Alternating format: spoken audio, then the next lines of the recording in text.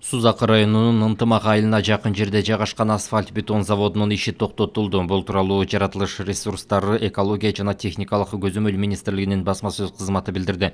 Маалыматка ылайык 2022 жылдын 6 сентябрында социалдык тармактарда аталган асфальт бетон заводунан кара түтүн чыгып жатканы тууралуу маалымат чыккан. Маалыматтык кайрылуунун негизинде министрликтин эмгектик инспекторлору аталган заводко барып текшерүүнүн жүрүшүндө түтүн кармоочу конструкциясынын бузулушун аныкташкан деп айтылат билдирүүдө. Жыйынтыгында министрликтин өкүлдөрү газды чыпкалоочу фильтрлерди орнотуу боюнча буйрук жөнөтүп, заводдун иши токтотулган.